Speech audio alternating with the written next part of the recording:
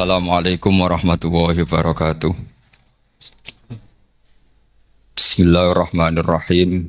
Tabarakalladzi nazzala al-furqana ala 'abdihi liyakuna lil 'alamin nadhir. Allahumma shalli wa sallim ala sayyidina Muhammad wa ala alihi wa sahbihi wa barik wa sallim asma'in. Amma ba'du. Ingkang kula hormati Kiai Haji Abdul Hanan wa ahli baiti, sedanten kanca-kanca santri peminat ilmu tafsir dan ilmu hadis ingkang kula hormati.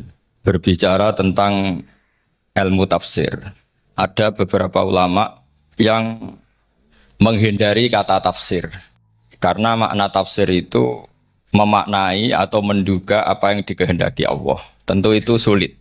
Satu, bahwa faktanya kita sudah tidak bisa komunikasi dengan Allah karena tidak ada wahyu lagi.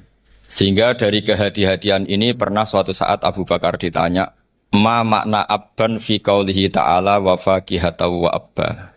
Beliau menjawab, saya tidak lagi pantas hidup di atas bumi, di bawah naungan langit, jika saya mengatakan naqulu fil Qur'an, jika saya harus berpendapat tentang Quran apa yang tidak saya ketahui. Itu kehati-hatian yang dilakukan Sayyidina Abi Bakrin As-Siddiq. Tapi teori ini berbanding paradok, berbanding ekstrim. Ketika bahwa Quran itu diturunkan itu sebagai hudan, sebagai petunjuk. Kedua, sebagai bayanan, sebagai penjelas. Dan ini yang saya yakini. Kalau sebagai penjelas, Quran itu harus jelas sekali dan bisa menjelaskan. Dan Quran mensifati dirinya wal kitabil mubin, demi kitab yang memberi penjelasan. Sehingga dari sudut ini orang kafir pun mungkin memahami Quran. Dan menurut saya orang kafir pun bisa paham Quran. Kalau Ahok itu melintir Quran, tidak memahami Quran, paham?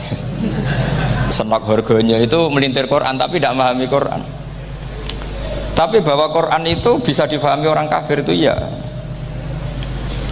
Logikanya gampang begini, kata Imam Syafi'i dalam kitab Ar-Risalah. Ketika Quran turun, itu pendengarnya itu tidak ada yang muslim, belum ada santri Kewagian, nggak ada santri Lirboyo, tidak ada santri Sarang. Pendengarnya itu non muslim. Nah ini sampai angen-angen. Ketika Quran turun tuh pendengarnya muslim atau non muslim? Non muslim. Andai kan Quran itu turun tidak difahami orang kafir, maka lalu objeknya siapa, sasarannya siapa? Nah sebab itu akan aneh kalau kita yang mondok, misalnya ngaji Edkon, ngaji Alfiyah, ngaji Ulumul Quran, apa saja. Kemudian Anda tidak paham Quran, padahal orang kafir saja bisa paham. Nah ini tantangan bagi kita.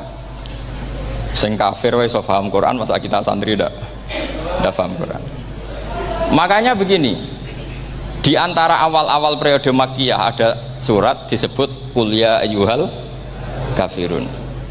Katakan Muhammad ya ayyuhal kafirun. Karena mukhotabnya atau lawan dialeknya Nabi adalah orang-orang apa?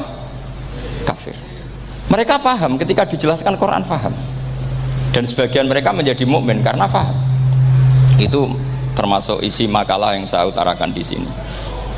Mereka tanya, ya Muhammad, siflana robbak, amin dahabin, amin nuhasin, amin hajarin. Karena orang kafir jahiliyah itu punya tren, yang namanya Tuhan itu fisik. Mereka punya Lata, punya Uzza, punya Hubal. Sehingga kalau Tuhan-Tuhan kita ini dari batu Muhammad, katanya Anda punya Tuhan yang berbeda. Lalu Tuhan Anda ini dari emas atau dari perak. Turunlah ayat Qul huwallahu ahad Allahus samad. Lagi-lagi mukhatabnya adalah orang kafir. Makanya ini juga akhirnya jadi ilmu madhab, ilmu tentang firqah-firqah dalam Islam. Bahwa kesalahan terbesar orang Khawarij sebagaimana yang dikutip Imam Bukhari, nanti saya mencari di juz 4 atau di juz 3, pokoknya di bab babu kitalil Khawarij, karena Imam Bukhari punya adat diulang-ulang. Kata Ibnu Umar yang dikutip Imam Bukhari, innahum intolaku ila ayatin nazalat fil kufar faja'aluha alal mu'minin. Orang-orang Khawarij atau kalau sekarang orang-orang radikalisme itu meneliti Quran, kemudian ketika ada kriteria manusia-manusia tertentu itu dianggap itu kenanya orang Islam, korbannya orang Islam. Padahal awal mula ayat ini turun untuk orang kafir atau kritikan pada orang kafir. Ini cilaka betul. Karena logikanya seperti yang dikatakan Imam Syafi'i, ketika Quran turun ini nggak ada orang Islam, yang ada orang kafir. Jika mukhatabnya adalah orang kafir. Tapi ayat-ayat ini nanti dipakai Khawarij untuk mengcounter orang Islam, sehingga mereka mudah mengkafirkan kita karena pakai ayat yang dari awal Allah mengkafirkan orang kafir, sekarang ayat itu dipakai mengkafirkan orang Islam. Ini saking gebleknya orang apa? Khawarij. Makanya kata kitab Fathul Bari yang menyarai Bukhari itu, yang mendorong orang Khawarij seperti itu adalah jahluhum bisyariah. Memang mereka benar-benar bodoh, benar-benar goblok. Misalnya kita kiai atau kita ma'arif atau kita santri atau kita orang soleh, kemudian kita tidak bisa melakukan apa yang kita katakan, terus kita lah kita kena kritik, misalnya atakmurunan nasa bil birri wa tansawna anfusakum wa antum taslunal kitab. Terus kita katanya bisa ngomong tapi tidak bisa melakukan, terus dikritik dengan ayat itu mestinya tidak tepat. Karena itu asbabun nuzulnya adalah orang-orang Yahudi karena tahu bahwa sifat Rasulullah itu ada di Taurat, mereka menyuruh keluarganya itu masuk Islam, tapi mereka sendiri tidak mau Islam. Kemudian turunlah ayat atakmurunan nasa bil birri wa tansawna anfusakum wa antum taslunal kitab afala ta'qilun. Sekarang perbandingannya begini, misalnya ada orang Islam, taruh saja Zaid itu maling, ya maling, konsisten dia maling yang sampai tua. Terus menurut anda Zaid yang muslim ini, Zaid itu muslim tapi maling, jangan bilang maling tapi muslim, dia tuh ya. Kemudian Zaid bilang ke anaknya, "Cung, kowe aja dadi maling, dadi santri sing soleh, sing maling bapak tok." Ndak. Ini menurut analisis usul fikih, ngomongnya Zaid itu benar apa salah? Benar kan? Nasihatnya ya benar, ngomongnya juga benar. Kamu tidak bisa ngeritik Zaid, kamu bisa ngomong tapi tidak bisa melakukan, tidak bisa. Fa innal amra bil ma'ruf wajib, wal qawla bil ma'ruf ya wajib, wal qawla bil haqqi ya wajib. Jadi itu hal yang berbeda. Misalnya fa innal amra bil ma'rufi wajibun, memerintahkan barang baik itu baik. Wa innal qawla bil haqqi ya wajib, mengatakan yang hak itu ya wajib. Berarti Zaid tetap kena khitab, kamu harus nasihati anak secara benar, kamu juga harus ngomong hukum secara benar. Lalu ketika Zaid ngomong hukum secara benar, cung ojo maling, maling itu dosa, cung ojo nerusno profesi ini bapak maling itu tidak benar. Dia berarti sudah melakukan dua kebenaran, yaitu ngomongnya benar, nasihatnya benar. Dia salah, perilakunya tetap maling. Tapi jangan karena dia maling lalu omongannya enggak salah juga, berarti salahnya malah tiga. Makanya ini pentingnya ngaji sama ulama, sama ahli usul fikih. Jadi tidak bisa dicampur adukkan. Zaid gagal dalam perilaku, tapi jangan gagal lagi di nasihat. Nanti kalau dia tidak nasihati, maka anaknya terus maling, alasannya niru bapaknya. Karena bapaknya kalau mau nasihati nanti disemprit sama santri-santri, "Pak, sampean ra oleh nasihati anake ra usah maling, sampean dhewe maling." Oh, tidak bisa cara usul fikih. Itu malah yudroku kulluh la yudroku napa kulluh, atau bahasa populernya al maisur la yaskutu bil maksur. Misalnya kita sebagai kiai hanya bisa takrib, hanya bisa jurumiyah, apa muda fatul muin cek abote bulet, maknanya bulet. Kamu tidak boleh ngomong gini, "Cung, kowe sebagai muridku kudu nurut aku, nak gurumu goblok tok takrib, kowe tok takrib wae." Gak oleh ngelangkai guru, gak sopan gitu misalnya gitu. Gak boleh gitu. Tetap kita ngomong, "Cung, kowe aja koyok aku, kowe kudu alim fatul muin, alim fatul wahab." Sama ndak bisa protes, Pak Guru sendiri ndak bisa. Kebenaran tetap sebagai kebenaran meskipun kita ndak kuat melakukan atau ndak bisa melakukan. Lagi-lagi ayat itu sebenarnya ada untuk kita, untuk orang Yahudi, atakmurunan nasa bil birri wa tansawna anfusakum wa antum taslunal kitab. Sebab itu istidlal dengan Quran itu memang resikonya tinggi kalau tidak bagi mutabakhir, karena ya itu tadi, ini harus ada pengetahuan yang luas tentang asbabun nuzul, tentang kriteria. Nah, kalau terpaksa, saya katakan terpaksa, kalau terpaksa kita itibar itu boleh, tapi itu terpaksa. Bahwa Allah mengkritik orang yang bisa ngomong tapi tidak bisa melakukan. Tapi itu secara usul fikih itu runyam, teori ini runyam sekali, fatal. Sampean lihat tuh di kitab Bajuri atau di kitab-kitab fikih yang lain. Ketika Shahibil Burdah atau Shahibil Bur'ah itu yang Imam Busiri itu, Muhammad bin Busiri itu. Niku salah nama tapi kadung populer. Jadi sebetulnya Imam Busiri itu Shahibil Bur'ah, bukan Shahibil Burdah, tapi kadung terkenal Burdah, kita ikut-ikutan apa? Burdah. Imam Busiri itu ngeluh, saya ini orang yang banyak kesalahan. Di antara salah saya adalah saya bisa ngomong tapi tidak bisa melakukan. Yaitu saya ngomong misalnya orang supaya tahajud, saya tidak tahajud. Saya ngomong orang supaya sholat sunat, saya nggak pernah sholat sunat. Itu sarahnya itu yang menyarai itu kan Imam Bajuri itu yang sarah Burdah. Itu mengkritik begini. Kalau Anda ngendikan itu fi ma'radi dzammin nafsi, yaitu dalam konteks Anda mengkritik diri sendiri, oke. Tapi omongan Anda salah karena secara usul fikih fatal. Fatalnya begini, misalnya saya nggak pernah tahajud, ya mungkin itu nyata. Oke, mungkin itu nyata. Apakah kemudian saya tidak boleh mengatakan at-tahajjudu sunnatun?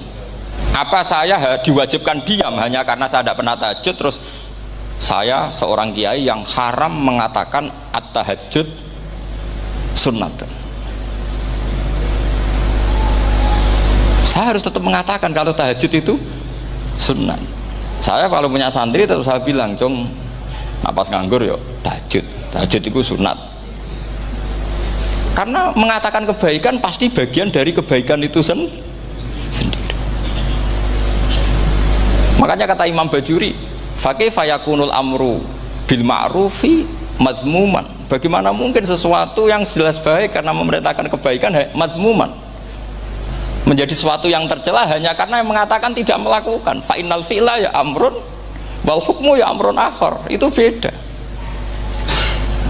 Jangan karena Anda tidak minum teh karena diabetes, terus Anda kalau ada tamu tidak disuguhi teh. Karena saya sendiri tidak minum teh.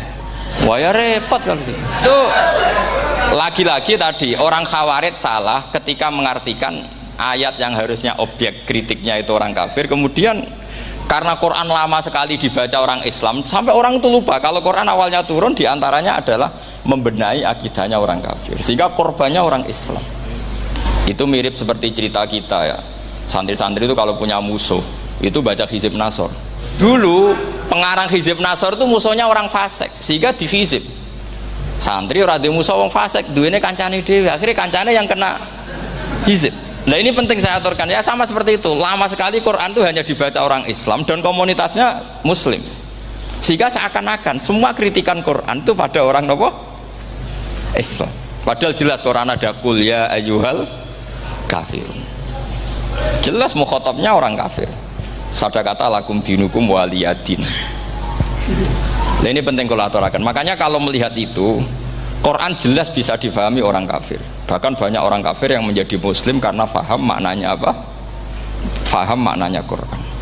Itu jelas sekali. Itu masyhur sekali dialeknya Nabi dengan Walid bin Mughirah, dengan Utbah, dengan banyak sekali, termasuk dengan Abu Jahal, dengan Abu Lahab. Bahkan orang-orang kafir Quraisy itu menyewa namanya Musailamah Al-Kadzab. Kalau di sini umumnya baca Musailamah apa Musailimah? Trennya di sini kayak fathah ya. Oh itu entah ya, nggak tahu saya yang masalah yang mana itu kan, karena memang kalau dalam ilmu riwayat itu sekali salah baca itu kasus betul, kayak Sa'id bin Musayyab atau Sa'id bin Musayyib itu ketika beliau sugeng itu kalau dipanggil Sa'id bin Musayyab itu marah besar, karena maknanya Sa'id al-Musayyab itu yang ditawan. Makanya beliau bilang sayyabatni Irak wa anal Musayyib. Orang Irak mengatakan saya ini ditawan, sebenarnya saya yang menawan mereka. Tapi al-masyhur itu dibaca Sa'id bin Musayyab, padahal dia tidak mau dipanggil Sa'id bin Musayyab, Sa'id bin Musayyab. Karena nama ini penting.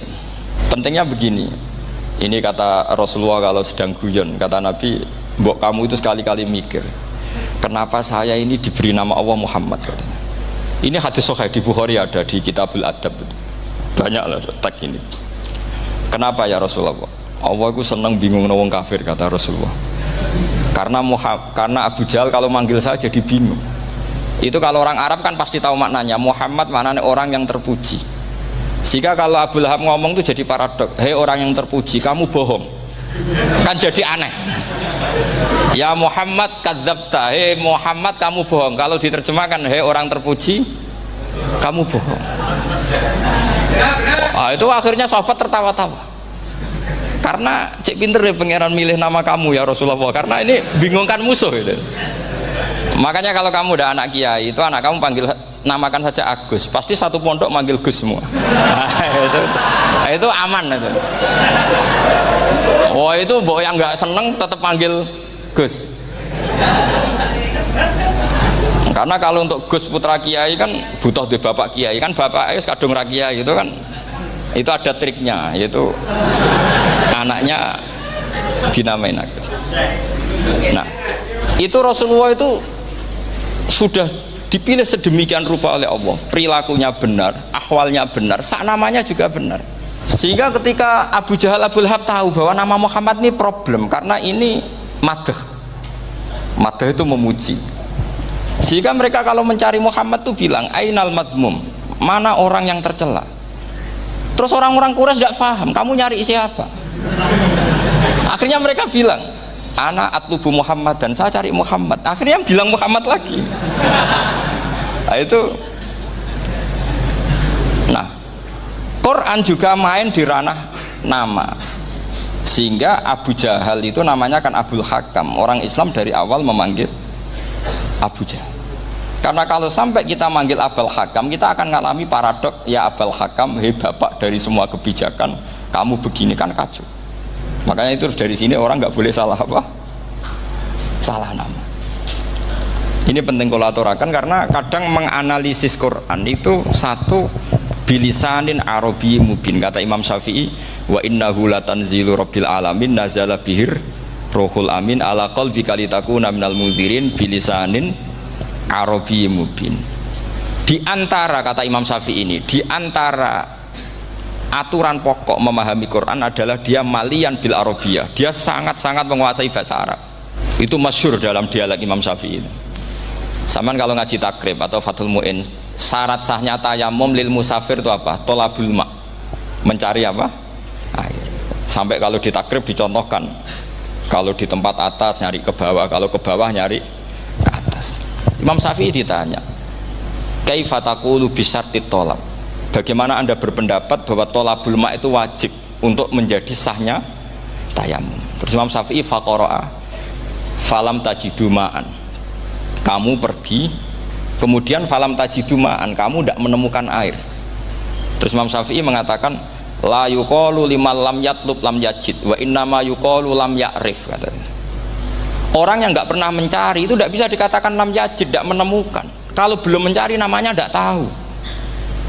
Padahal Quran bilang kamu pergi kemudian kamu tidak menemukan air.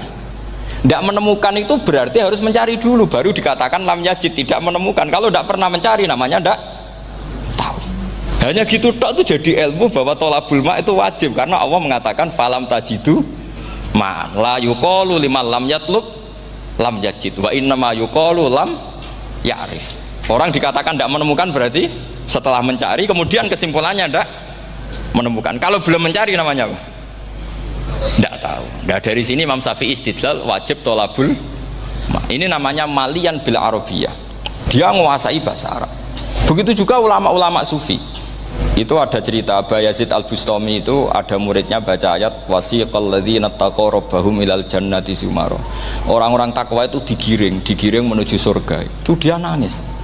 Muridnya kaget. Ini guru saya tidak benar, ini ada cerita surga tapi dia malah nangis karena ayatnya itu digiring.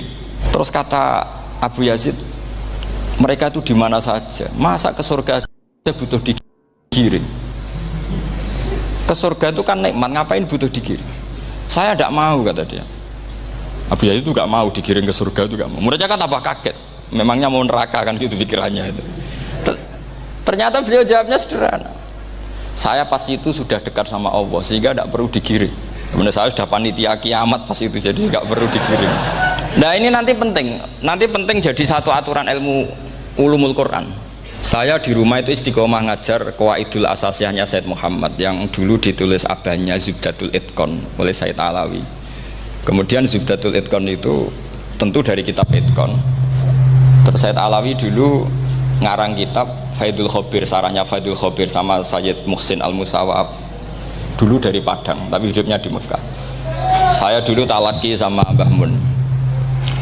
Itu ternyata ada ayatnya, innal muttaqina fi jannati wa nahar fi maq'adi sidqin 'inda malikim muqtadir. Sekarang sampean saya tanya, menurut Anda semua orang kena hisab enggak? Enggak, sampean jawab saja. Menurut Anda ketika di mahsyar semua orang kena hisab apa enggak? Pasti kita menjawab iya. Tapi kata Said Muhammad itu keliru. Enggak kebayang orang seperti Nabi kena hisab. Pasti yang kena hisab itu orang-orang yang enggak jelas. Nah, misalnya Nabi jelas baiknya, harusnya ya langsung nggak kena hisab. Karena tidak mungkin seorang saksi kok diaudit, tidak mungkin. Lo saksi itu di pengadilan kan nggak tersangka, nggak terdakwa, dia tidak boleh diintervensi oleh hakim. Nah, Rasulullah ketika kiamat, ketika fil mahsyar, fi faslil qada itu jelas. Fa kaifa idza ji'na min kulli ummatin bisyahidi wa ji'na bika ala haula'i syahida. Rasulullah sudah dekat Allah, pas mahsyar itu ada Allah, ada Rasulullah, ada Jibril. Kemudian Nabi itu mengidentifikasi, ditanya sama Allah, bener mat ini umatmu? Ya, niki umatmu ya. Kalau yang nggak jelas ya Nabi lama jawabnya. Makanya kamu jangan jadi orang nggak jelas. Nah, itu kalau sekali nggak jelas itu Nabi lama sekali jawab. Nah, artinya begini, yang kena hisab itu meskipun kata Said Muhammad, meskipun Dhahirul Quran itu menetapkan asbata umumal hisab, tapi zahirnya Quran yang sama juga menafikan hisab. Itu karena nggak mungkin, nggak kebayang kita malaikat berani menghisab afdalul khalqi. Sama bisa bayangkan malaikat mengaudit Rasulullah SAW, ahabbal khalqi ilallah, kepen cilaka mencit ya. Wong jejer Allah kabeh dinten audit sudah indah. Fa kaifa idza ji'na min kulli ummatin bisyahidi wa ji'na bika ala haula'i syahida. Lalu mungkar nakir juga sama. Sampean bisa bayangkan mungkar nakir tanya Nabi Muhammad. Tesnya susah. Karena kalau Rasulullah terus ditanya, "Waman nabiyuka?" Wah, itu kan bisa kiamat itu.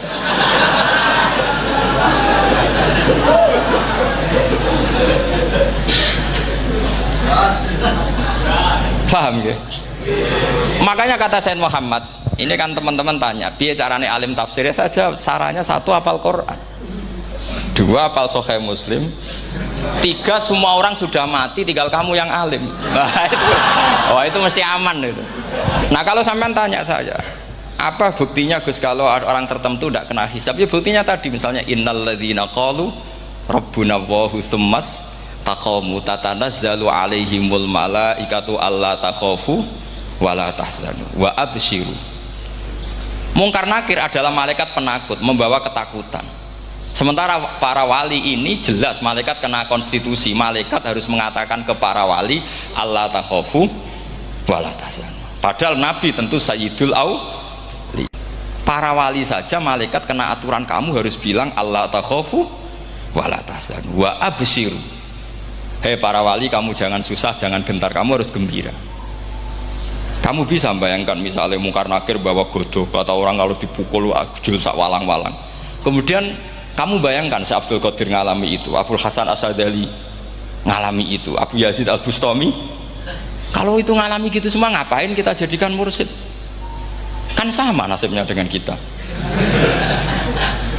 Nah, Zahirul Quran mengatakan asbatal hisabah, tapi Zahirul Quran di ayat yang lain lam yusbit al hisabah.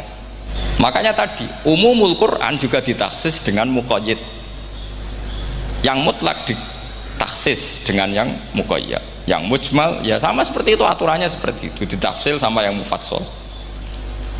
Sama orang kafir yang jelas, sampean bisa bayangkan malaikat ngaudit Fir'aun, cek kurang penggawean nih, jelas eleke kok di audit. Misalnya Abu Lahab di audit, oh malaikatnya celaka mencit, berarti dia gak percaya sama pernyataan Tuhan tabat yada abi lahabiu. Malaikat kok ngaudit Abu Lahab, mungkin Gusti kula ceke nak menawi wonten api lho ki ora tau ngaji Quran tapi wong ayate tabat yada kok cek di cek. Nah, yang seperti ini masuknya kategori ulaikal ladzina, saat terusnya mereka yang kafir bi ayati rabbihim wa liqaihi fahabitos a'maluhum fala nuqimu lahum yaumal qiyamati wasna. Jadi ada orang-orang kafir yang jelas kena aturan fala nuqimu lahum yaumal qiyamati wasna. Jelas kafirnya ya gak kena hisab, yang jelas nabinya, jelas wasinya juga gak kena hisab. Yang kena kita di tengah-tengah. Tapi ilmu itu ikut mainstream karena semua orang bilang ada hisab, ya kita ikut-ikutan bilang, ya sudah gitu saja. Tapi kalau aslinya ya rapati percaya. Umumnya uang gerono mati ditalkin, ya kita melok-melokan nalkin. Tapi kalau kadang ya gak kebayang. Piye nak wali-wali ditalkin. Makanya ada di dunia wali itu ada cerita Rabi'ah Adawiyah, itu termasuk keramat beliau itu. Kalau Imam Sibawi kan dalam cerita wali kan ditanya marabbuka, ngapunten niku man mausul nopo istifham. Wah itu malaikatnya tidak pernah khataman alfiyah kan, repot. Kalau Rabi'ah Adawiyah lebih parah lagi, itu beliau tuh nangis sekeras-kerasnya, nangis terisak-isak, dia tersiksa. Ya Allah, engkau itu zat yang paling saya kenali dan harusnya semua makhluk itu kenal engkau, tapi ini hamba engkau tanya engkau itu siapa. Itu kan ini orang aneh kata gitu. Karena Allah itu adharud dzahir, kata sampai Imam Sibawi silakan a'raful ma'arif. Jadi wong ora ora wis geblek tenan dari Imam Sibawi. Imam Sibawi kan atas nama dia pakar nahwu pertama mengatakan domir paling makrifat di antara 6 isim makrifat, paling makrifat itu domir. Tapi meskipun gitu a'raful ma'arif Allah, yang paling makrifat dari sekian isim makrifat itu Allah. Artinya satu nama yang orang harus kenal semua. Makanya di antara keramat beliau ketika ditanya, wong kok ora tau ngaji fikih men ngaji nahwu wae. Gak tahu dia ngaji carane sesuci, carane iddah to, gak tahu ngaji nahwu. Terus dia tanya, "Bima fa'ala rabbuka?" Lalu Allah memperlakukan kamu gimana? Terus kata Imam Sibawi, "Ghafaroli, Allah mengampuni saya karena saya orang yang mengatakan Allahu a'raful ma'arif." Ini penting kalau aturakan. Jadi makanya kalau sampean tanya caranya ilmu alim gimana, ya satu tadi, kalau sampean masih banyak orang hidup, syaratnya kamu harus hafal Quran, hafal hadis, hafal sekian ribu hadis, hafal sekian ulumul Quran. Itu kalau masih banyak orang hidup. Kalau sudah kamu sendiri hidup, ya sudah, pokoknya isokulhu ya salim sendiri kan, nggak ada saingannya ini. Makanya kata Sayyid Muhammad, beliau mengatakan, kita meyakini umum al-hisab ya berdasar zahiril Quran, kita menafikan umum al-hisab bahwa hisab hanya yahtassul liqaumin duna qaumin juga berdasar zahiril Quran. Kita percaya semua mayat ditanya mungkar nangkir ya berdasar zahiril ahadis. Kita tidak mengumumkan teks ini juga berdasar zahiril ahadis. Karena malaikat mungkar nangkir juga malaikat. Berarti dia kena aturan kalau ketemu para wali Allah takhafu wala tahzan. Paham sih kalau maksudnya? Ini penting kalau aturakan. Jadi makanya aspek ya, sampean bisa memulai kalau ingin jadi orang alim tafsir, bisa mulai dari yang mudah saja, yang fikih saja. Makanya kata Imam Ghazali, kenapa Mu'tazilah jadi segoblok itu? Karena dia tertipu oleh umumatul Quran, oleh teks-teks umum. Dia tidak tahu mukhasisnya. Padahal setiap ayat umum itu pasti ada mukhassis. Misalnya begini ya, kalau kamu maknanya fikih saja, contoh yang paling mudah familiar itu fikih ya. Misalnya kita ngaji Quran, wal mutallaqatu yatarabbasna bi anfusihinna salasata quru. Kalau orang dicerai, itu iddahnya itu 3 kali masa napa? Suci. Apakah aturan iddah seperti ini hal hadhil iddah amatun likulli mutallaqatin am li mutallaqatin makhsusah? Apa ini semua mutallaqah iddahnya pasti salasata quru, apa orang tertentu? Ya enggak, asal dia mutallaqah pasti iddahnya salah satu quru. Anda goblok, Anda salah besar. Kalau misalnya yang dicerai adalah orang hamil, iddahnya apa? Salah satu quru apa watil hamli? Watil hamli. Kita butuh ayat lain, wa ulatul ahmali ajaluhunna ayyadna hamlahu. Sama seperti kita ngaji walladzina tawaffawna minkum wa yadharuna azwaja yatarabbasna bi anfusina arba'ata asyhurin wa asyra. Asal wanita ditinggal mati suaminya, maka iddahnya 4 bulan 10. Apa semuanya demikian? Enggak. Misalnya orang hamil iddahnya biwatil hamil.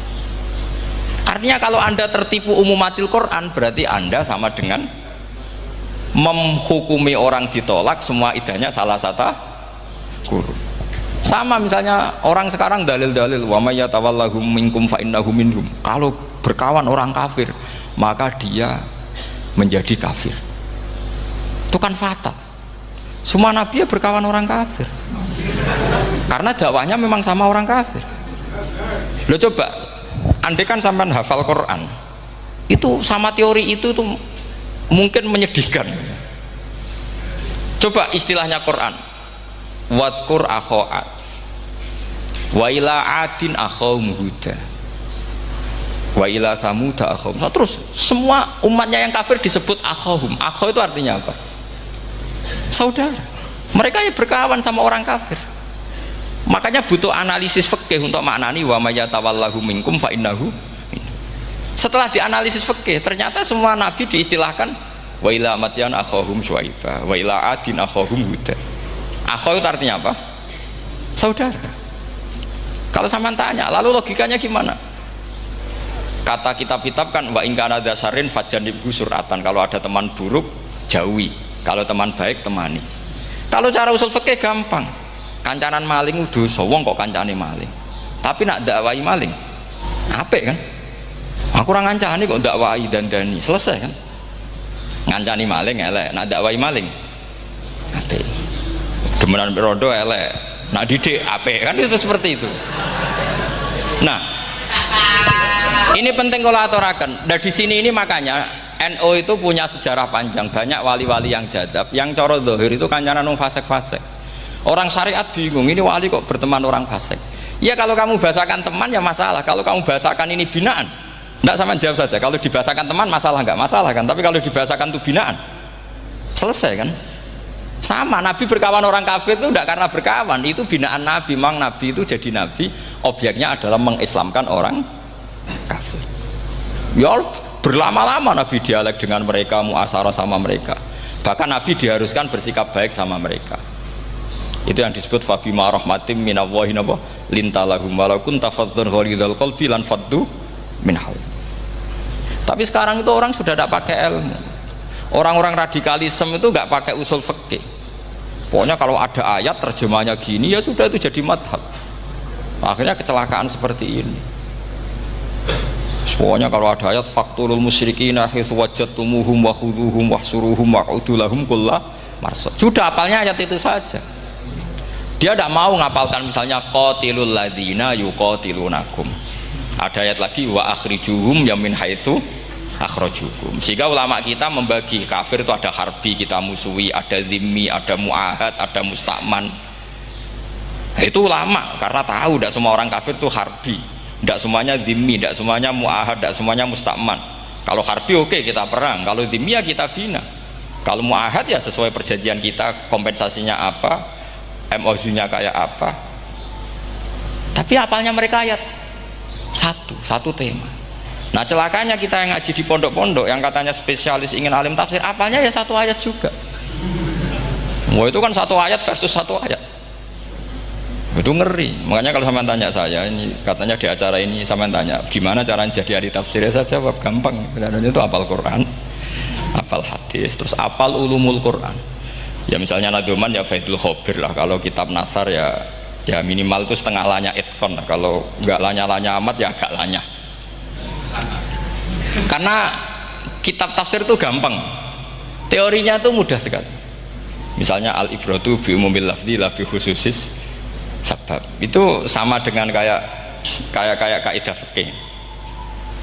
Karena kalau kaidah fikih itu, saya itu pernah dibisui kiai itu, ini kisah nyata itu, dibisui kiai itu pas basul masail. Dulu saya itu masih sering mau basul masail. Tadi mun pensiun mun boten niku. Dulu saya dengan Gus Zofur putrane Mbah Mun itu sering makili Pondok Anwar basul masail fikih. Tapi tidak tahu ceritanya Gus Zofur jadi dokter tafsir, saya juga kok ya tahu-tahu menekuni tafsir. Lama-lama orang itu lupa status saya yang fakih ya. Makanya saya itu ya kadang eman gitu, karena ini status penting juga. Tapi status fikih itu kadang memang menyesatkan. Karena begini, itu dulu pernah ada basul masail itu begini. Ini kisah nyata ini. Ada desainer baju putri, untuk putri, anak putri. Kemudian desainer itu menciptakan satu celana pendek misalnya, atau celana seperempat. Dengan desain ini pasti kalau dipakai itu auratnya itu kelihatan. Bagaimana hukumnya desainer ini? Apa termasuk mimman sarro'a as-sayyi'ata? Karena terjadi kasfil aurat. Apa enggak? Rata-rata kalau kiai yang khusyuk-khusyuk, yang sepuh-sepuh, desainer itu dosa. Gara-gara tren pakaian ini mau itu buka aurat. Tapi kiai-kiai alim yang muda-muda, entah saking belingnya, entah saking pinternya, tidak tahu. Bilang begini, Pak Yai, yang didesain apa? Ya celana itu. Lalu celana itu fungsinya nutupi apa buka aurat?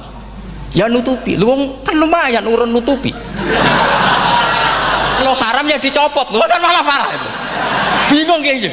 Sampai bilang gini kan, wah semanis. Itu kan makanya ini guyon ilmiah.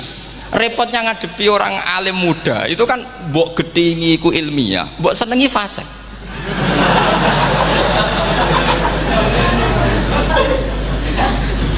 Ketika kiai yang khusyuk tadi tak tanya, kalau desainer katok seperapat, paham gitu? Dia coba yang celana dalam terlalu vulgar itu, paham gitu? Nggak, rok sajalah, rok mini misalnya, rok selutut. Sampean jangan ngeres ya, yang rok selutut misalnya. Rok selutut itu desainernya kena hukum haram enggak? Sampean jawab saja. Oh haram dari kiai sepuh, karena dengan desain itu misalnya lututnya kelihatan. Tapi pertanyaannya kiai muda saya masih ingat betul, saya tanya. Lalu fungsi pakaian itu apa Pak Yai? Fungsi itu kan tetap nutupi sebagian aurat. Kalau Anda haramkan, barang haram itu harus dihilangkan. Nah, itu. Sampai kiai itu setelah acara itu manggil saya, Gus, kalau ngakoni jenengan alim tapi podo repoti. Podo repoti nak dalam itu kan terus itu ada perumusan di redaksi keputusan yang dijual itu, yang masail fikihnya kan terus diputuskan, dibukukan. Kalau redaksinya halal Gus, nanti orang pakai rok semua. Dan saya balik bantah, kalau redaksinya haram orang nggak pakai rok malah. Akhirnya itu apa? Kebijakannya lucu. Buak we Gus, pertanyaan itu buak sak jawabannya oke. Jadi kita debat tidak jadi. Ini cerita ilmiah. Makanya sama tidak wajib anut saya ini terlalu ilmiah, jadi tidak baik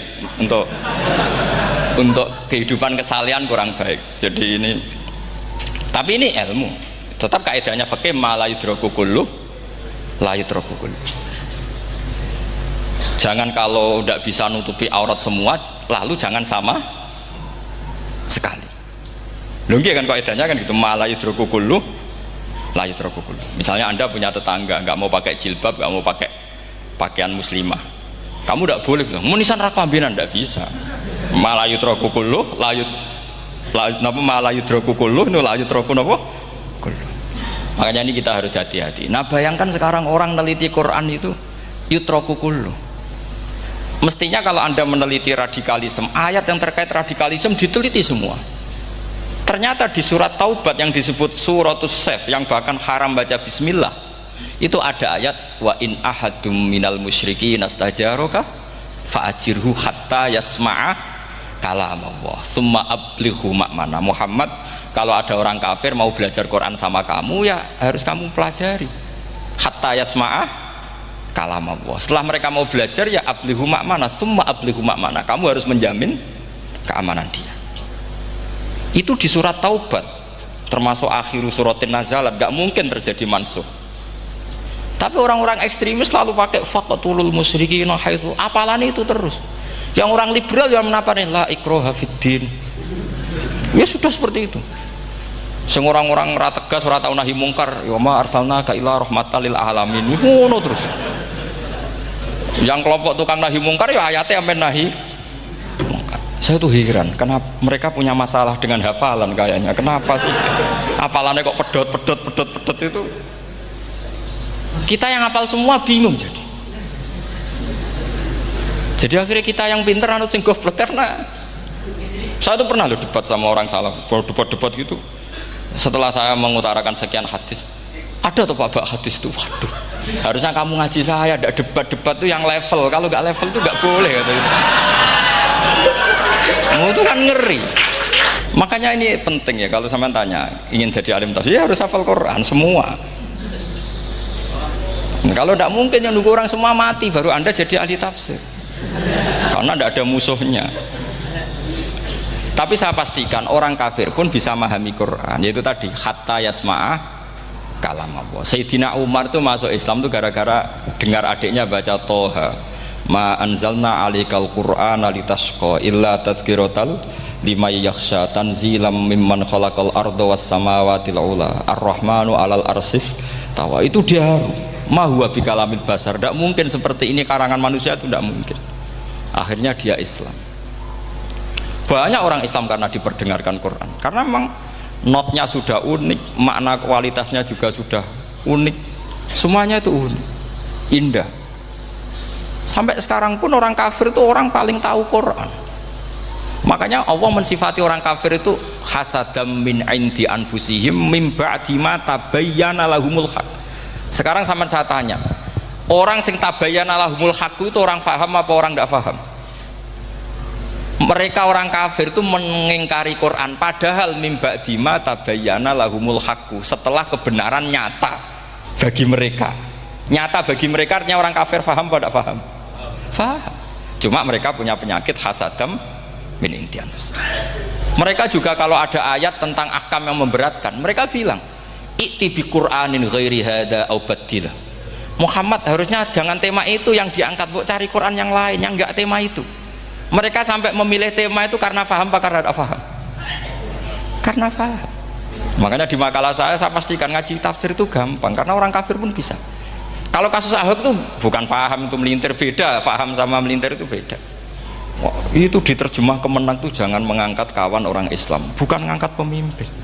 Ya likanya kalau ngangkat teman saja tidak boleh, apalagi ngangkat pemimpin. Fatal mana berteman sama orang salah sama ngangkat.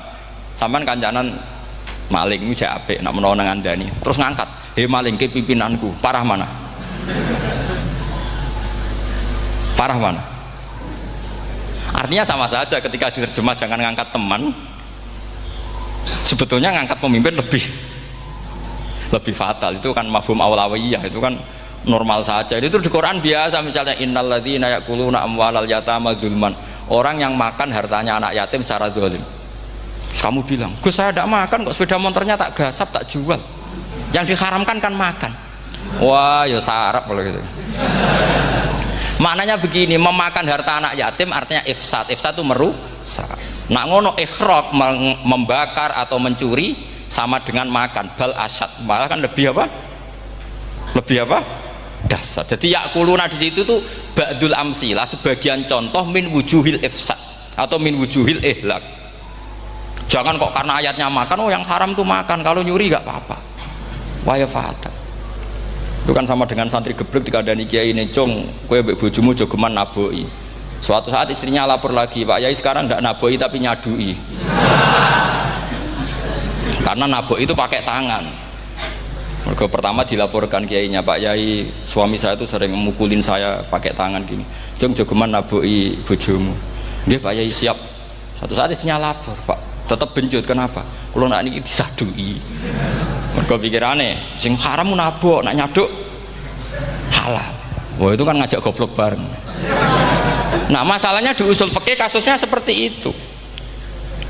Makanya saya ini kadang ya maliki sekali. Kadang saya itu maliki sekali. Kadang ya. Misalnya begini, saya beri contoh. Ini yang kisah nyata ya. Ada seorang Arabi datang ke Rasulullah. Ya, tadi kan teman-teman minta juga ilmu hadis ya. Ini satu paket saja. Yaitu tadi nanti kalau sampean kasih lalim ndak itu sudah ada urusan saya tadi. Nunggu orang mati banyak tadi. Kalau nggak usah nunggu orang mati, sarannya tadi apal tadi. Ya Rasulullah, ahlak tuh. Saya ini orang yang rusak. Wama ahlakaka. Lalu yang bikin rusak kamu apa? Qol waqatu imroati fina hari Ramadan. Saya menjima istri saya ketika masih siang. Fina hari Ramadan, siang Ramadan.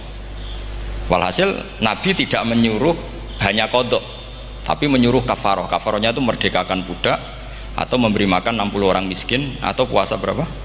Puasa 60 hari. Atau urut merdekakan budak, atau puasa 60 hari, atau memberi makan sitina miskin. Oke, kita sepakat. Sepakat ya, hadis itu sahih dan diulang-ulang oleh Ashabus Sunan. Oke, riwayatnya nggak masalah. Sekarang kita analisis maknanya.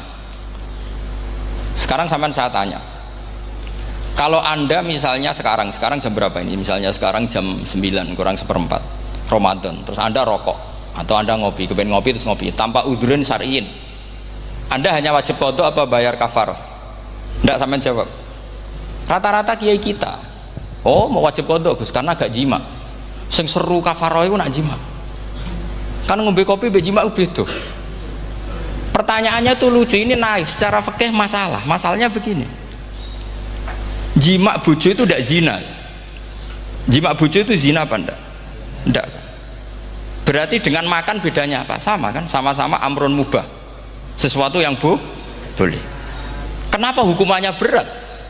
Makanya kata Imam Malik, ndak itu nilainya adalah hadku hurmati Ramadan bi ghairi udhrin syar'iyyin. Makanya kata Imam Malik, siapapun yang makan fina hari Ramadan, iftar apapun fina hari Ramadan bi ghairi udhrin syar'iyyin, maka hukumnya sama dengan jima fina hari Ramadan, karena sama-sama ihlak ifsad hurmata Ramadan bi ghairi udhrin syar'iyyin. Loh, ndak, ini ilmiah, kamu ndak harus cocok, tapi otak kamu harus percaya. Loh iya kan, beda kan. Saya secara nafsu tidak cocok, cek berarti, tapi ilmiah saya setuju. Kalau kiai ngandani itu kan pasti pakai badul amsilah, kan nggak mungkin semua contoh disebut. Cong penak melaku jogeman delok wedok itu mari setan. Mboten delok Mbah, nyekel lu malah parah tuh. Nggak bisa. Makanya ini masalahnya lafadz. Ini kembali ke Imam Syafi'i, bilisanin arabiyyim mubin. Ketika seorang kiai bilang cung jogeman delok cawe itu adalah mengungkapkan al-muharramat, bukan mentaksis yang haram itu hanya melihat. Saya ulang lagi ya, ketika seorang kiai bilang cung jogeman delok wedok sing haram, itu semangatnya adalah melawan keharaman, bukan mentaksis yang haram hanya delok. Itu di Quran normal semua, di semua lugat ya biasa. Itu kan sama seperti misalnya seorang mbah ngasih uang cucunya, cung tak kayak duit 100.000, cung gue tuku es. Terus kue mendingan, nak ragu tuku es haram iki kan ngongkone tuku es. Lah kepen putumu mati kan nyeben 100.000 gue tuku es. Ya mulai dulu istilahnya nak bange ke ibu tuh jong 100.000 gue tuku es. Cara wong kuno. Nah, maksudnya gue pokoknya umumnya cah cilik senane es cuma nyebut. Ya sudah seperti itu. Sama seperti Quran menghentikan begini. Ini memang saya latih yang fikih dulu, yang pokok-pokok. Di antara yang enggak boleh dikawin adalah wa antasma'u bainal ukhtaini illa ma qad salah. Kamu tidak boleh menikahi Sri dan Zainab, kakak beradik. Sudah sepakat nggih? Fi nikahin wahid nggak boleh al jam'u bainal ukhtain. Jadi mbaknya kamu kawin, adiknya kamu kawin, fi nikahin wahid. Tapi nak ngeduni boleh, berarti kan dengan waktu yang berbeda. Quran hanya menyebut itu. Kemudian Rasulullah zaman Sugeng itu hanya nambahi wala binal mar'ati wa ammatiha wala binal mar'ati wa kholatiha, juga gak boleh menikahi ponaan plus buliknya, baik bulik dari bapak yaitu ammah maupun bulik dari ibu disebut apa? Kholah. Kemudian ulama fikih merasa ada yang kurang, ditambahi lagi dua perempuan yang andekan yang satu itu lelaki kok haram nikah, berarti haram jam'u fi nikahin wahid. Misalnya cucu rabibahnya boleh enggak? Enggak boleh kan? Berarti kalau sampai ngumpulkan cucu dan mbahnya fi nikahin wahid juga enggak boleh. Tapi orang yang waras itu tidak akan nyalahkan Quran ketika tidak lengkap. Wa antasma'u binal ukhtain ila ma qad sal, ini tidak lengkap. Yang haram kan tidak hanya jam'u binal ukhtain, termasuk ngumpulkan cucu dan mbahnya, karena Quran nggak mau dengan logika tidak waras, itu tidak mau. Taruh saja orang itu rata-rata mbahnya kan umur 70 tahun, cucunya umur 17 tahun, kebayang nggak kamu nikahi sehingga adik kan boleh bareng, pasti kamu milih bareng. Makanya Quran hanya bakas wa antasma'u final ukhtain, karena yang mungkin masih menggugah selera itu dua. Tapi kalau cucu sama mbahnya itu, kalau ada yang masih selera kan ya sarap itu. Tapi fikih sebagai kaidah tetap menerangkan termasuk yang haram jam'u adalah bainal mar'ati wajad datiha. Paham juga maksudnya? Artinya ketika menyebut itu tidak jaminan merangkum semua hukum, tapi ba'dul amsilah. Innal akil fa innal akila yaktafiya bi isyaratil ba'di, karena orang kalau punya akal diisyaroi sebagian sudah paham. Ini penting kalau aturakan. Jadi ini penting. Nah bayangkan sekarang banyak gerakan-gerakan ahli Quran katanya tapi nggak memahami ilmu usul fikih. Qur'ane ra ono ya wis. Nang Quran ra ono cerita harame asu, nak ngono asu ya halal. Ora ono Qur'ane. Sing ra ono iku tekem ora Qur'ane, kok aneh-aneh. Itu kan sama terus sampean misalnya tadi jam 09.00 Ramadan tambah udzurin syariyin terus mangan mie rokokan. Itu kan melecehkan Ramadan biguri udzurin syariyin. Karena melecehkan hurmata Ramadan kena sanksi separah itu. Jangan kamu terus bilang, tapi Nabi hanya bilang masalah jima finari Ramadan. Jima istri itu hukumnya itu tidak zina, hukumnya itu mubah sama dengan makan. Ini cara madhab Maliki, tapi kita alhamdulillah madhab Syafi'i. Ya itu masalahnya. Berhubung itu menguntungkan sami'na wa ta'na. Nah, itu. Tapi saya sendiri dalam konteks ini, saya itu ya sangat-sangat Syafi'iyah, sangat-sangat Syafi'iyah. Dalam banyak hal sangat-sangat Syafi'iyah. Tapi dalam banyak hal kadang-kadang saya ya Maliki. Ya, itu kan kalau sampean tanya kenapa gitu, ya hikmahnya baca banyak saja. Karena yang Syafi'i itu ya karena bacanya hanya Syafi'i. Itu bukan fanatik, itu keterbatasan. Jadi itu beda, itu namanya tidak fanatik, itu keterbatasan. Itu beda sekali. Jadi kita harus ngaji yang banyak. Saya itu termasuk utang sama Imam Syafi'i itu baca kitab Ar-Risalah. Itu kitab yang kadang satu ulama baca sampai 500 kali. Yaitu Imam Syafi'i itu dalam kitab Risalah itu begini, ini termasuk ulumul Quran yang paling penting. Muqaddimahnya begini. Wan nasu sinfani min awalil amri. Wan nasu sinfani. Ketika Rasulullah datang membawa Quran itu manusia hanya ada dua. Al kuffar sing dari jenis ahli kitab dan kuffar dari jenis yang tidak ahli kitab. Bahkan tidak ada orang Islam zaman itu. Pertama Nabi jadi Nabi itu adakah pendengar yang Muslim? Kan tidak ada. Semuanya ahli kitab. Makanya susah kalau Quran kamu analisis korbannya orang Islam tuh, kata Ibnu Umar tuh lucu. Dulu tuh mukhatabnya tuh orang kafir, jelas kuliah ayyuhal kafir. Ya ayyuhan nasu ubudu rabbakum alladzi khalaqakum. Jelas orang kafir. Karena orang Islam nggak mungkin dikhatabi ubudu rabbakum. Makanya Imam Suyuti kalau nafsiri itu ngeper ubudu rabbakum wahiduhu. Tapi kalau mukhatabnya orang Islam dawimu alal ibadah atau dawimu alat tauhid. Karena dia tahu kalau mukhatabnya orang kafir ubudu ya masih wahidu. Kalau sudah Islam kok dikhitabi ubudu mudawamah alal ibadah. Itu saking alimnya Imam Suyuti. Ini saya teruskan. Kalau mukhatabnya itu orang kafir ahli kitab, itu kemungkinannya ya dua cara mereaksi Quran. Yaitu disebut lam yakunil ladzina kafaru min ahlil kitabi wal musyrikina munfakina hatta ta'tiyahumul. Jadi lam yakunil ladzina kafaru, jelas kafaru itu umum.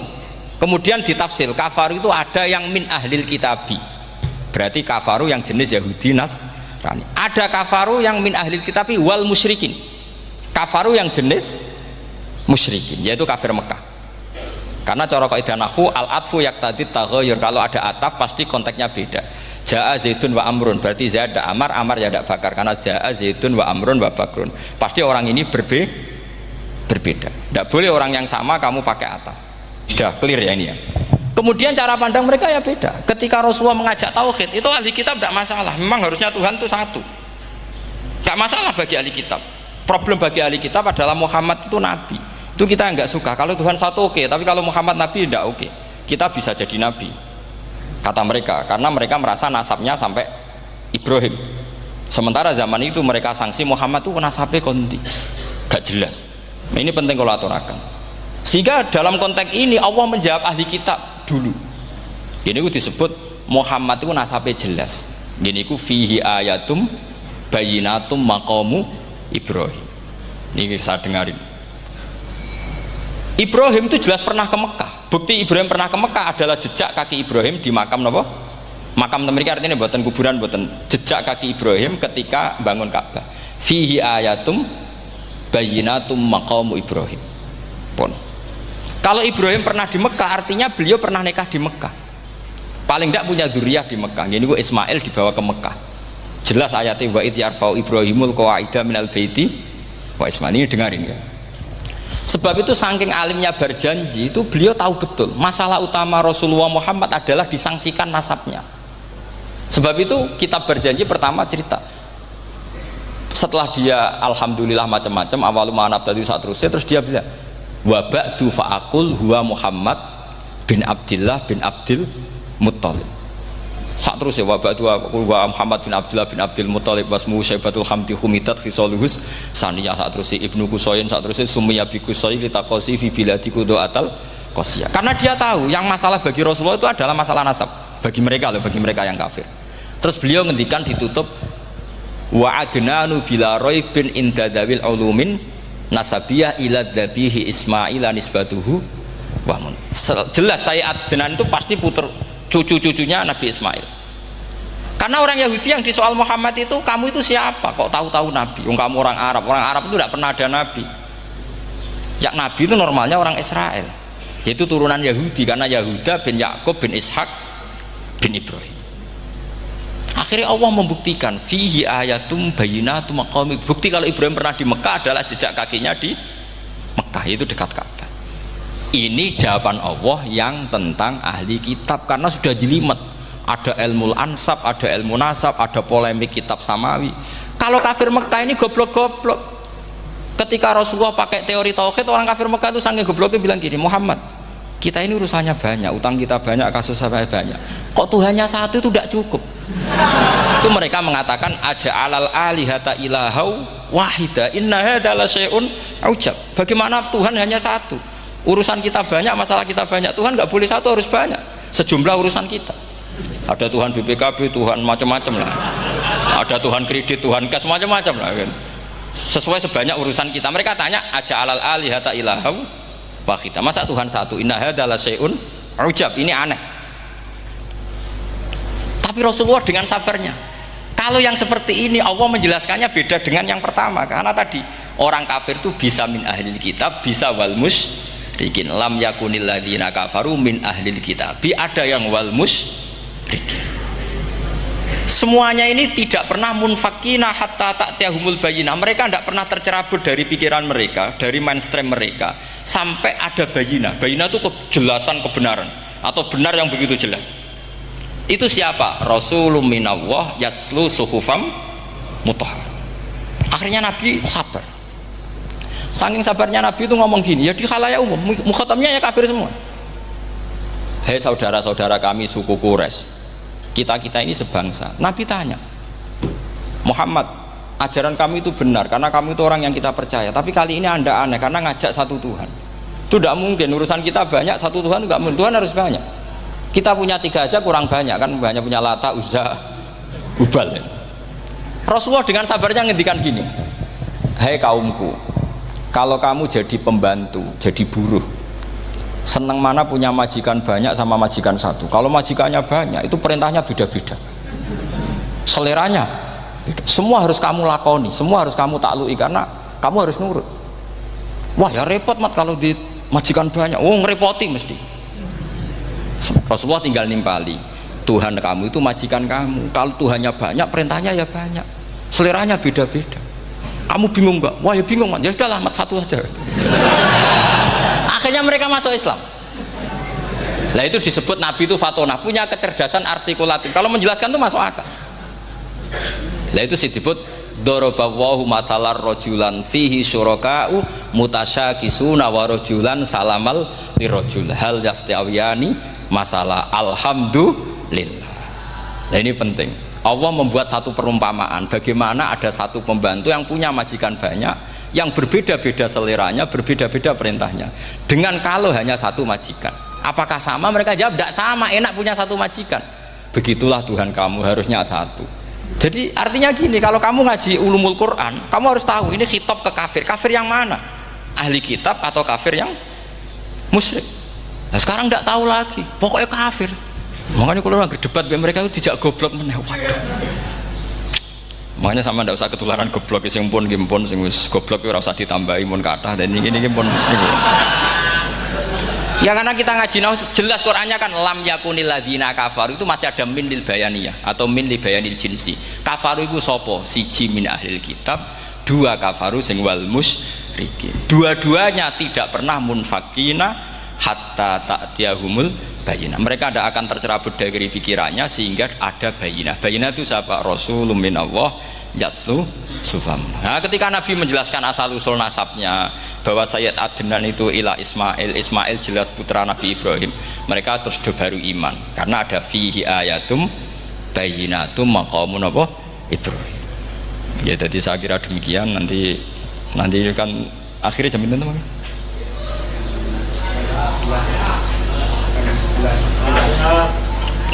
Oh, ini jam pinten istiwa? Nggih, terus saya pikir niku nggih. Kalau misalnya tadi ada tanya jawab, ya tanya jawab carane ngalim saja kan. Itu lebih realistis. Karena kalau sampean iskal, misalnya saya iskal dengan ini kan malah bingung kan. Kalau kamu terkenal pinter, iskal kita gobloke. Nah wis pinter kok iskal itu, jadi saya niru ilmunya Abu Nawas. Abu Nawas tidak bisa pidato, nggak bisa pidato. Suatu saat dipaksa pidato sama khalifah itu. Hei para hadirin, kamu pinter apa goblok? Nah mereka pinter, mau ngandani wong pinter, terus pinter kok ngandani gitu. Akhirnya hadirin itu kan karena seneng sama Abu Nawas itu seneng. Ya sudah Abu Nawas, kalau gitu kita goblok. Aku mau ngambil orang goblok. Akhirnya terus wassalamualaikum warahmatullahi wabarakatuh. Jadi itu Abu Nawas juga bisa pidato, tapi dia tahu saja caranya menyelesaikan masalah. Itu Abu Nawas. Jadi ya orangnya kacau tapi cerdas itu, makanya jadi guyonan. Sebenarnya Abu Nawas itu figur yang nyata, tapi tidak senaif yang diceritakan orang-orang di anekdot itu. Ya, beliau itu orang soleh ketika era Harun ar-Rasyid.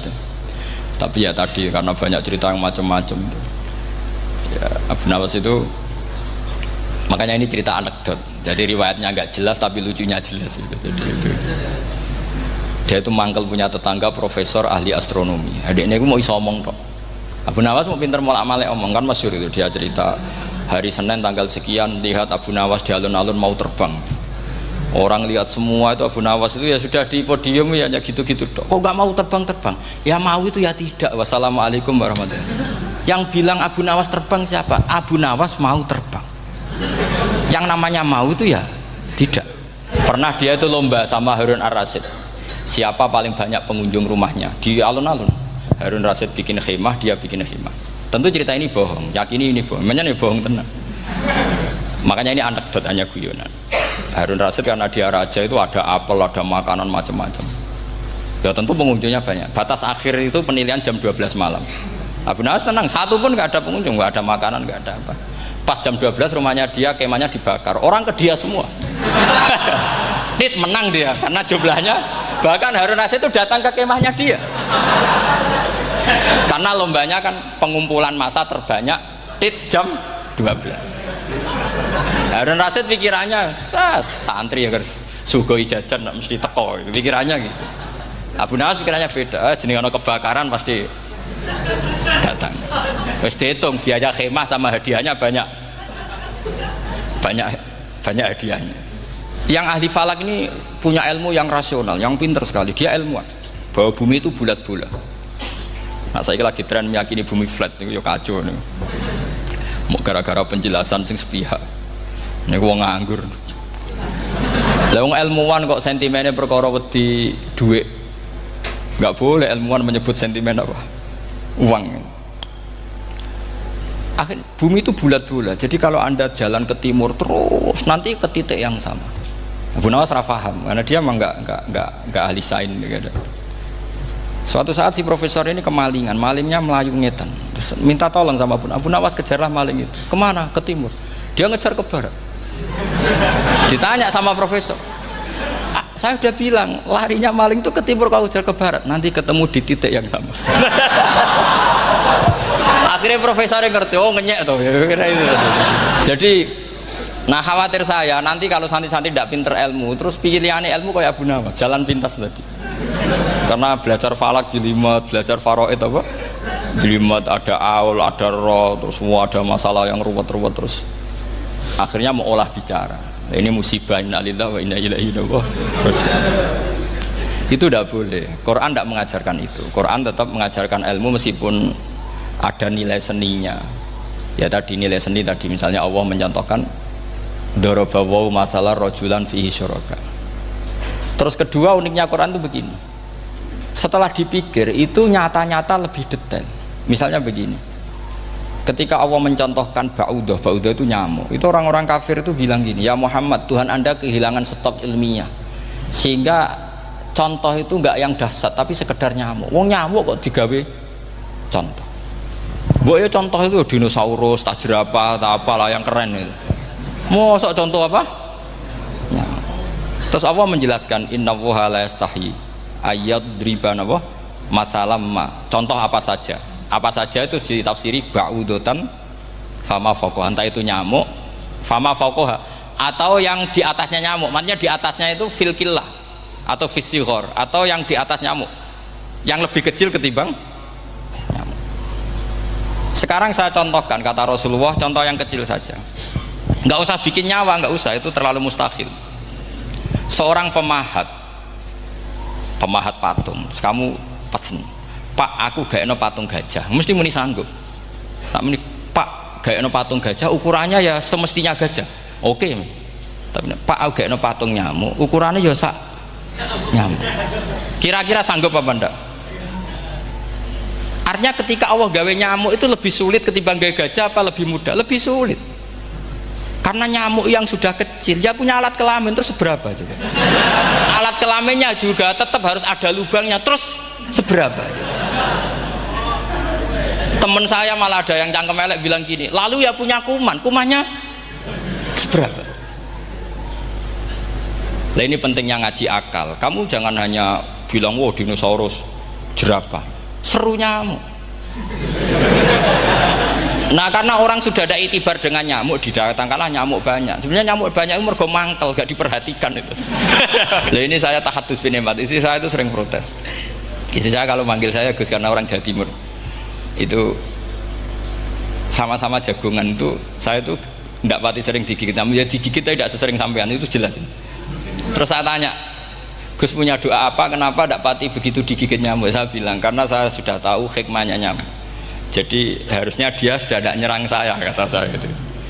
Makanya ini ijazah, agak mandi salah sampean gitu. Karena tadi logika yang terbangun gitu. Kalau Allah bikin gajah, melubangi belalai gajah itu masih masuk akal. Bahkan saat kita bikin patung masih bisa.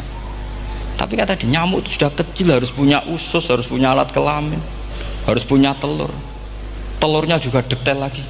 Nah, ini disebut innallaha la yastahyi ayyadriba matsalam ba'udah. Sehingga ba'udah di mata ahli tafsir, di mata ulama ini contoh yang luar biasa. Tapi di mata orang-orang yang nggak seneng mikir, kok terima nyamuk itu. Makanya saya minta kangkang di sini bisa makan itu harus syukur. Makan itu luar biasa. Saya itu sering nyontohkan di Jogja. Saya punya temen sakit, kalau nggak ada obat dari Belanda itu mati. Kalau ini nggak dapat obat bagus dari Belanda atau dari Jerman itu meninggal. Berapa bulan lagi matinya? 3 bulan. Kalau nggak sampai dapat obat mati 3 bulan. Oh masih mandi obat yang di Jogja, apa itu makan atau minum? Kalau orang tidak minum tidak sampai 3 bulan sudah mati. Boy orang itu mikir seperti itu. Tapi kita ini kalau obat dari Jerman, dari Belanda itu hebat. Kalau enggak kita mati sebulan lagi, 3 bulan lagi. Allah bikin obat pada kita tiap hari, yaitu kita bisa makan, bisa minum. Itu kalau sekali nggak makan 5 hari bisa mati sama. Tapi kita karena ngakan itu hal yang biasa, nak duit iso utang terus dianggap biasa. Ini kalau ulama masalah besar. Punya otak seburuk itu masalah besar bagi ulama. Sehingga Allah tidak malu ketika ngendikan kulu wasrobu, tidak malu karena makan ini urgen, sangat penting. Dan Allah tidak malu meskipun Quran itu temanya kelas tinggi, biasa Allah mengatakan jong kowe iku kulu min thayyibati ma razaqnakum, kamu makanlah. Karena minum obat itu kebutuhan kita ketika sakit. Tapi kalau makan adalah kebutuhan kita sihatan wasukman, saat sakit maupun saat sehat. Nah, kalau Anda dengan kualitas ini, ketika Allah membicarakan makanan itu Anda akan respect sama Allah karena memang ini urgen betul.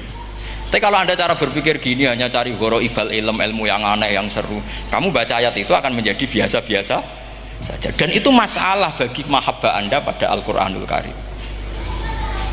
Ya saya kira demikian. Terus saya pikir tidak etis ya, karena ini Jumat nanti Sing biasa itikaf nanti terganggu. Nanti saya ada ke problem. Ya kalau ada tanya jawab ya saya mohon tadi ya, karena ini zaman akhir saya memang butuh sekali. Kenapa saya mau datang? Satu, hormat Kiai Hanan. Dua, saya memang ingin banyak mufassir lagi, jangan hanya lewat baca terjemah kemudian merasa menjadi ahli apa? Quran atau ahli tafsir. Itu musibah besar itu masalah besar itu. Ya pokoknya saya mohon lah ya setidaknya gitu. Misalnya orang kafir, kamu cari saja orang kafir, ternyata ada yang harbi, ada yang dhimmi, ada yang mu'ahad, ada yang mustakman. Lalu dalam tarikh ada kafir Yahudi, kafir Nasrani, kafir ahli kitab. Kalau di fikih ada kafir yang lahum kitabun, ada yang tidak lahum kitabun. Kalau yang lahum kitabun disebut ini kitabiah kholiso, yang tidak itu kan berbeda-beda di fikih. Boleh nikahnya ndak, khilu dhabihatihim atau tidak, itu kan detail sekali. Makanya saya mohon ini latihan detail. Oke, sampean tetap ngaji, sering khatam itu bagus karena mengumpulkan semua ilmu. Tapi sampean harus menganalisis secara apa?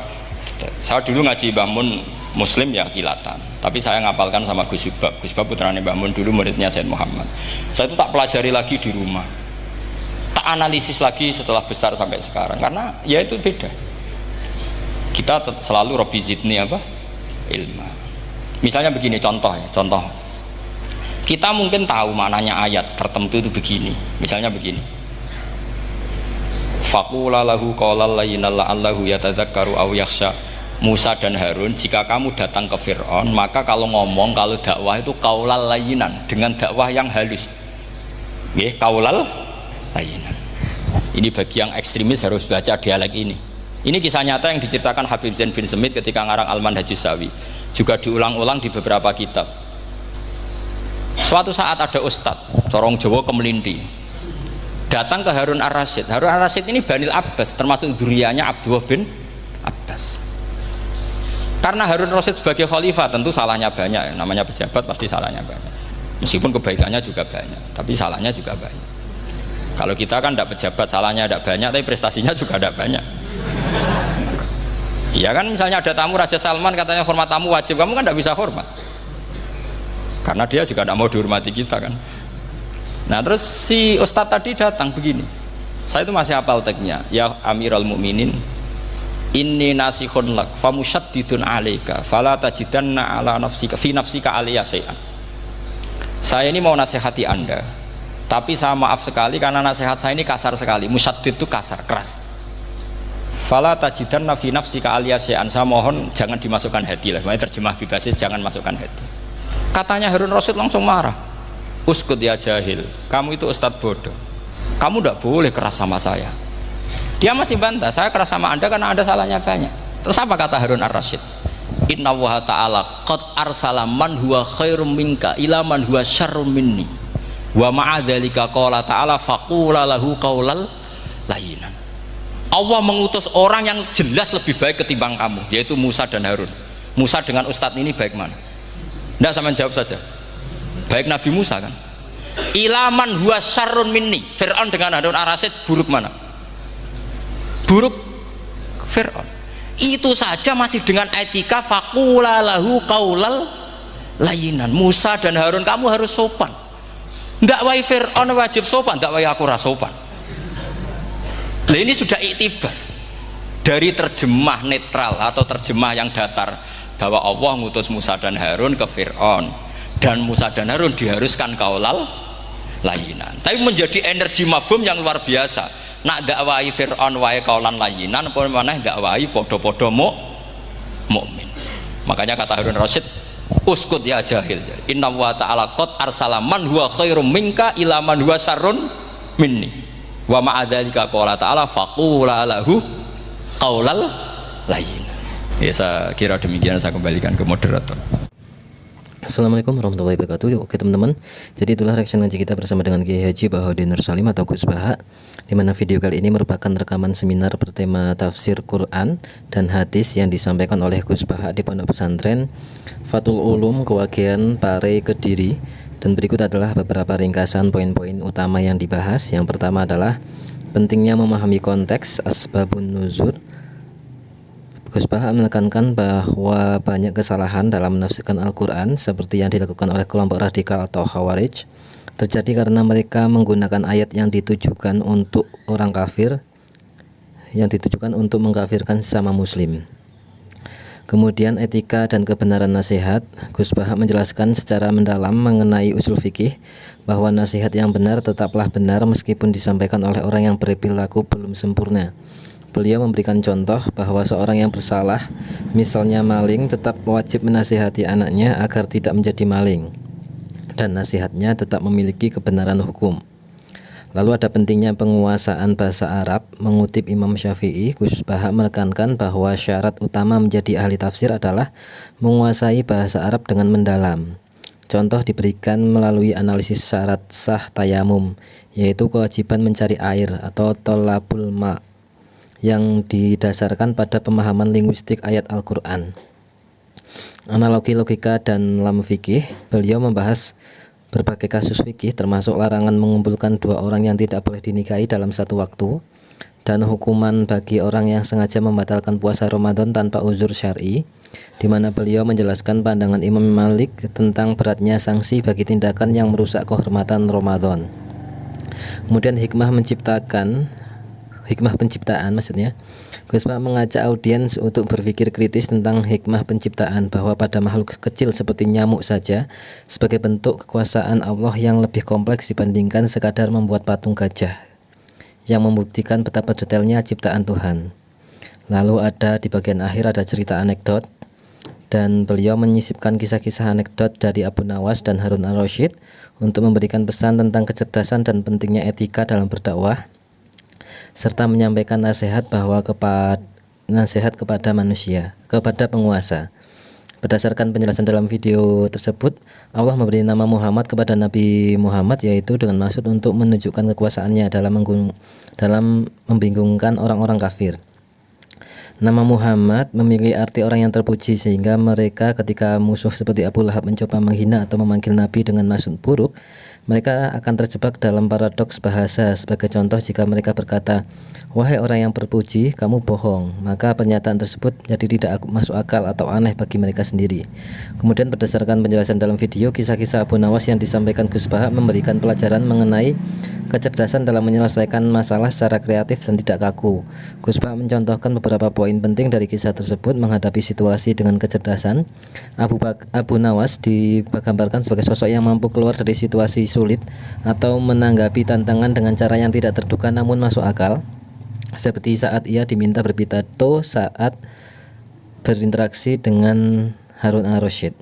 Menghindari jalan pintas yang salah, Gus Bahak mengaitkan kisah ini dengan kekhawatiran beliau jika para santri tidak mendalami ilmu agama dengan sungguh-sungguh, maka mereka mungkin akan mencari jalan pintas atau cara-cara yang aneh saat menghadapi persoalan sulit, alih-alih menggunakan pendekatan keilmuan yang benar. Kemudian nilai seni dalam berdakwah dan berinteraksi, kisah-kisah tersebut menunjukkan bahwa dalam menyampaikan kebenaran atau menghadapi keraguan, seseorang memerlukan kebijaksanaan agar tidak terjebak dalam perdebatan yang tidak perlu atau kaku. Menurut penjelasan Gus Bahak dalam video tersebut, cara utama untuk menghadapi atau menghindari sikap radikal dan fanatisme dalam beragama adalah dengan memiliki keluasan ilmu, khususnya dalam memahami asbabun nuzul dan kaidah usul fikih. Beliau menyoroti beberapa poin penting sebagai berikut, yaitu memahami konteks ayat. Gus Bahak menekankan bahwa banyak kelompok radikal terjebak dalam kesalahan fatal karena mereka menerapkan ayat yang turun untuk orang kafir kepada umat Islam, sesama Islam. Menurut beliau, seorang mufasir atau santri harus memahami siapa mukhatab lawan bicara dari ayat tersebut agar tidak salah sasaran dalam menghukumi orang lain. Kemudian menghindari penafsiran parsial, beliau mengkritik kebiasaan orang-orang mengambil potongan ayat saja tanpa melihat ayat-ayat lainnya yang relevan. Beliau mencontohkan bahwa ilmu tafsir menuntut penguasaan yang luas, sehingga seseorang tidak hanya berpegang pada satu ayat saja seperti ayat tentang memerangi orang kafir, tanpa memahami klasifikasi kafir yang beragam dalam fikih seperti ada kafir harbi, kafir zimmi, dan muahad dan musta'man. Nah, kemudian pentingnya juga metode ilmiah. Gus Bahak menekankan pentingnya belajar secara mendalam melalui bimbingan ulama dan pengkaji kitab-kitab otoritatif, bukan sekadar membaca terjemahan. Beliau menegaskan bahwa klaim secara menjadi ahli tafsir hanya dengan membaca terjemahan adalah musibah besar karena kurangnya pemahaman terhadap gramatika Arab dan kaidah istidlal. kemudian mengedepankan etika dalam berdakwah dalam menghadapi perbedaan atau pihak yang salah. Gus Bah mencontohkan kisah Nabi Musa dan Harun yang diperintahkan untuk berbicara dengan kaulan layinan, perkataan yang lembut bahkan kepada Fir'aun. Beliau menyimpulkan bahwa jika berdakwah kepada Fir'aun saja harus sopan, maka berdakwah kepada sesama muslim juga harus lebih sopan dan beretika dan menyejukkan. Nah, mungkin itu teman-teman yang bisa kita dapatkan, beberapa catatan yang bisa kita dapatkan dalam ngaji kita kali ini. Semoga menjadi ilmu yang manfaat dunia akhirat untuk Gus Bah dan juga berkah berkahi untuk kita semua. Dan kita doakan bareng-bareng semoga Gus Bah senantiasa sehat, panjang umur, diberkahi kesempatan untuk terus-menerus memberikan keilmuan-keilmuannya kepada kita semua, dan kita juga diberkahi rezeki yang berlimpah, diberkahi kesempatan untuk terus-menerus bisa istiqomah ngaji bersama dengan Gus Bah dan para ulama-ulama Nahdlatul Ulama lainnya. Amin ya rabbal alamin. Terima kasih, mohon maaf atas kesalahan. Sekali lagi mohon maaf atas kesalahan. Wassalamualaikum warahmatullahi wabarakatuh.